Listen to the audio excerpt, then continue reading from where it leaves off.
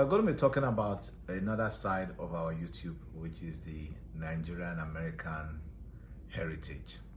And one of the questions I get asked often enough by both Americans as well as Nigerians, at least my children, is okay, how was it? How did you become a doctor? And so on and so forth. And often enough, I smile when I answer that question. One of the differences between the Western education, and I shouldn't say Western education because that would mean that I'm thinking about the European education being equivalent to the American education. And this video is about the Nigerian American heritage.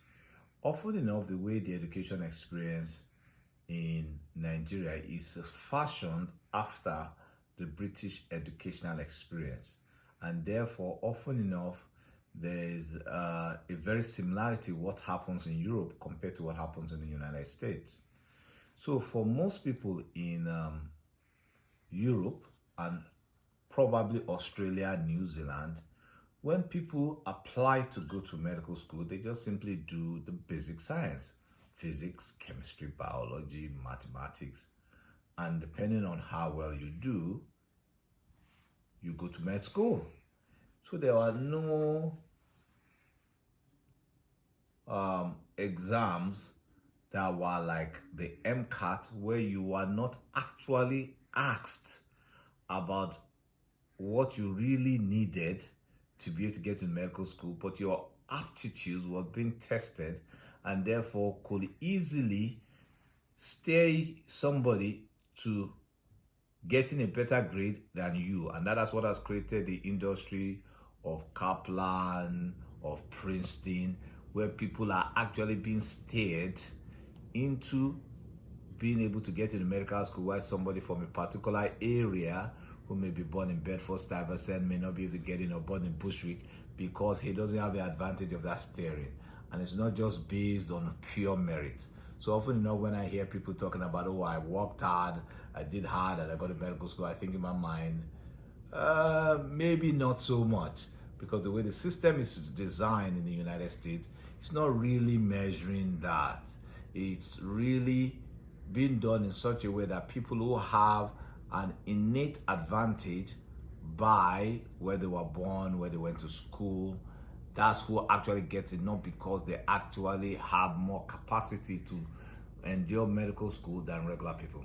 However, I deviate. So in Nigeria, I decided at one point I wanted to go to medical school because I felt it was the most difficult thing that I could do that would challenge me. And of course, wrote the exams, and initially didn't do well in the exam, which was called Joint Admission Matriculation Board, and eventually had to do the exam the second time, and eventually did very well in it, and eventually ended up in med school, finished. And one of the differences at the time when I came in was that we had an exam called the Foreign Medical Graduate Exams in Medical Sciences. So there was no USMLE, there was no all the new date exams at August now that people talk about. There was no MBME. And in fact, the exams then were actually more difficult for the foreigner than it was for people who lived in the United States. And often enough, we actually did the exam with less resources and ended up doing quite well in many of those exams to be able to get into the United States. So essentially, before I finished in medical school in Nigeria, I actually had done both my exams, the foreign medical graduate and medical exams, both in clinical and basic sciences, back to back in 2 days to be able to qualify to come to the United States. So often enough, being able to know pure knowledge has an advantage because it will carry with you for a long period of time.